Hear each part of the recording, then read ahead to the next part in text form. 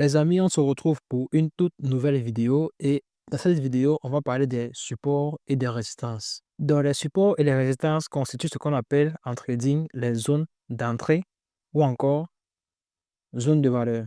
Donc, dans la dernière vidéo, on a parlé des structures du marché. On a vu qu'un marché peut être haussier, c'est-à-dire il fait des hauts de plus en plus hauts, comme ceci. Il peut être baissier, c'est-à-dire il fait des bas de plus en plus bas, comme ceci.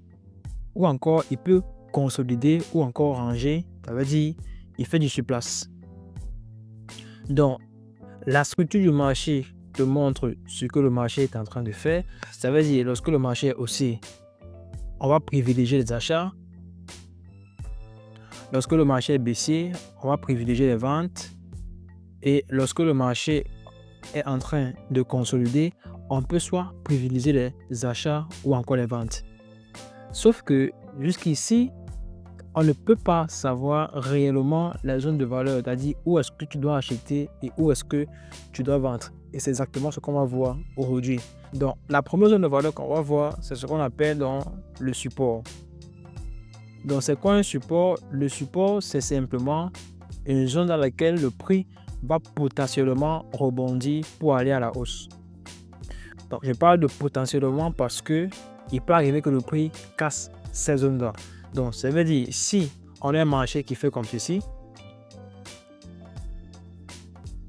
donc, dans ce marché-ci, cette zone-ci sera considérée comme une zone de support. Pourquoi? Parce qu'on aura ici des zones dans lesquelles le prix va rebondir pour aller à la hausse.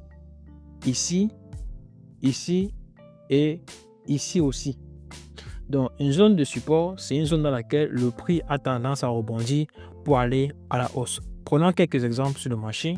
Ici, nous sommes sur le marché du Bitcoin. On voit bien que cette zone-ci est considérée comme zone de support.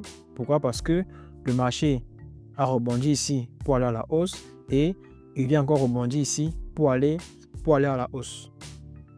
Prenons notre exemple. Cette zone-ci peut aussi être considérée comme support. Pourquoi? Parce que on voit bien que le prix a rebondi ici une fois, deux fois et ici plusieurs fois pour aller à la hausse. Donc, chaque fois qu'il rebondit là, c'est pour chercher la hausse. Donc, le prix a des difficultés à casser ce niveau-ci. Donc, ce niveau-ci est considéré donc comme support.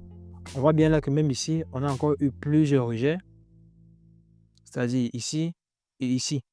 Prenons notre exemple. Si tu aimes cette vidéo, tu vas sûrement aimer mon canal Telegram. C'est un canal dans lequel on partage généralement les signaux comme ceci. Et si tu arrives dans le canal, au niveau des messages épinglés, tu trouveras donc ton guide gratuit à ce niveau-ci. Donc, clique juste sur le lien qui s'affiche en description et tu vas donc rejoindre le canal Telegram. À ce niveau-ci, on a encore un support. Pourquoi? Parce que on voit bien que le prix vient rejeter ce niveau-ci une fois, deux fois et une troisième fois. Donc, ce niveau-ci est considéré donc comme support. Bon, je tiens aussi à préciser que le support, ce n'est pas la ligne bleue que vous voyez, mais le support, c'est le prix. OK? Donc, on a les rejets à quel prix? À ce prix-ci. 112 731,07. Donc, c'est au prix auquel le marché a des difficultés à casser vers la baisse. Donc, il vient venir rejeter à ce niveau-ci. Donc, on peut donc conclure qu'un support, c'est une zone dans laquelle le prix rejette plusieurs fois vers la hausse. Une fois, deux fois, trois fois et quatre fois. Donc, à partir de deux rejets, on peut déjà considérer que c'est un support. Maintenant, une chose que vous devez remarquer, c'est que si le support est à chaque fois retouché, alors plus il est retouché et plus le marché aura des facilités à le casser. Ça veut dire qu'à un niveau, le marché va donc le casser et pour continuer à la baisse. Pourquoi? Parce que le marché l'a retouché plusieurs fois à ce niveau-ci. Donc, parlons maintenant des résistances. Donc, la résistance, en l'inverse du support, c'est une zone de prix dans laquelle le marché a des difficultés à casser vers le haut. Donc, le support, le marché avait des difficultés à casser vers le bas, mais la résistance, le marché a des difficultés à casser vers le haut. Donc, on aura un marché comme ceci. Et on voit bien que cette zone-ci, c'est une zone où le marché a des difficultés à casser vers le haut. Le marché peut bien faire comme ceci, mais il ne le peut pas. Pourquoi? Parce que cette zone-ci constitue donc une résistance. Donc, déjà à partir de 3 touches, la résistance sera donc confirmée. Donc, ici, on a une touche, on a 2 touches, 3, 4, on a jusqu'à 5 touches. Donc, cette zone-ci constitue donc une résistance.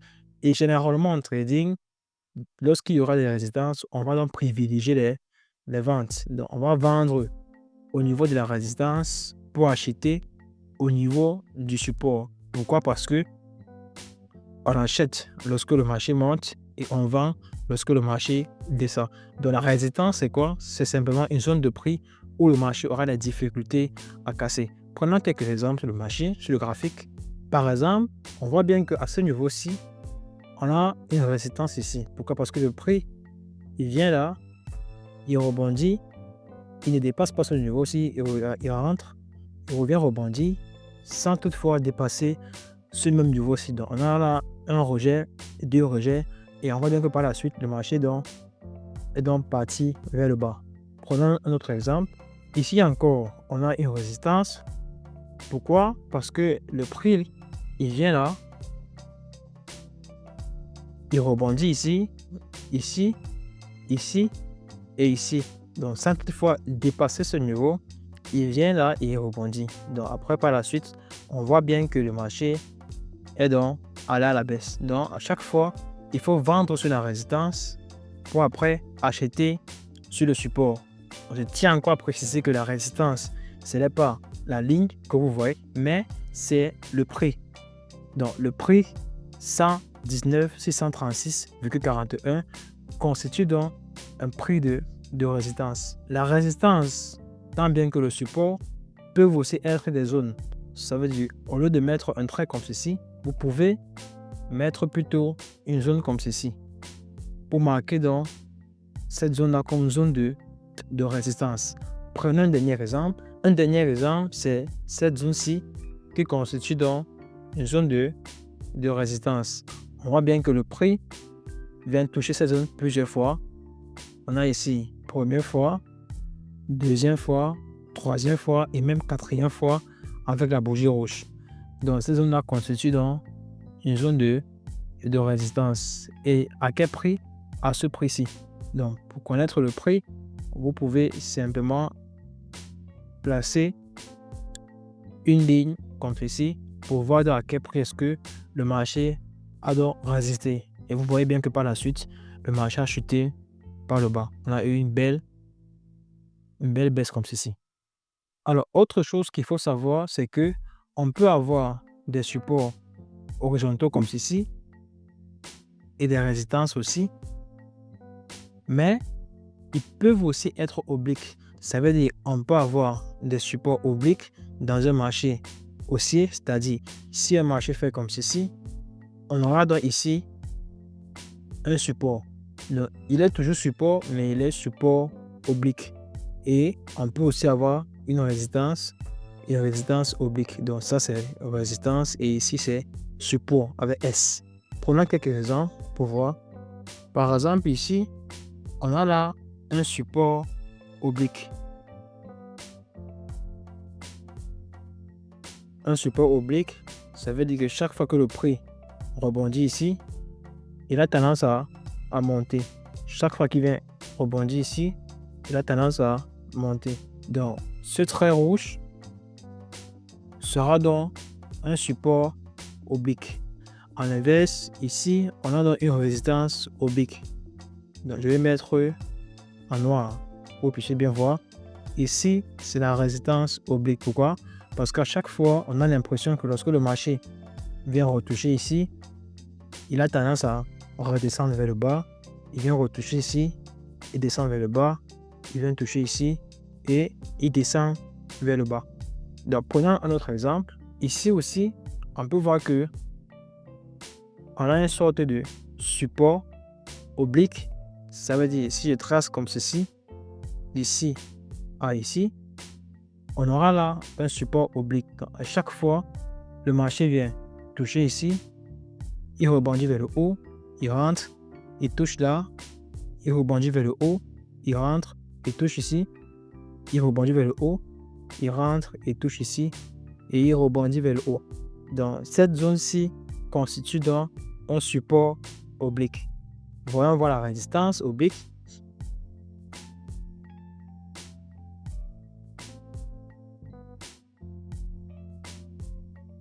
Donc, ici, on a une sorte de résistance oblique. Par exemple, là, on a un rejet ici, un semblant de rejet là, un rejet ici et un rejet ici. Donc, toutes ces zones-ci constituent donc une résistance oblique. À l'inverse, ici, on peut aussi avoir un support oblique. On voit bien que on a aussi un rejet là. On a aussi un rejet là et un rejet là. Donc, pour conclure, sur la résistance, il faut privilégier les ventes. Ici, il faut vendre. Donc, S, sell. Et sur les supports, il faut privilégier les achats. Il faut buy. Buy. Et buy. Donc, pour récapituler, la structure de marché nous montre ce que le marché est en train de faire. Le marché peut être haussier comme ceci. Il peut aussi être baissier comme ceci. Ou encore, il peut soit rangé comme ceci. Tandis que les zones de valeur, c'est-à-dire support et résistance, nous montrent les points clés, les points d'entrée, là où il faut acheter. Par exemple, ici, il faut buy. Ici aussi, il faut buy. Ici aussi, il faut buy. Par contre, ici, il faut vendre. Ici aussi, il faut vendre. Et ici aussi, il faut vendre. Avec donc les supports et les résistances. Donc, si tu as aimé la vidéo, n'hésite pas à me laisser un gros pouce bleu et à t'abonner à la chaîne. Dans le canal Telegram, vous trouverez donc tous mes trades. On a une communauté active et vous trouverez aussi votre canal de bienvenue dans les messages épinglés. C'était Dylan. Ciao.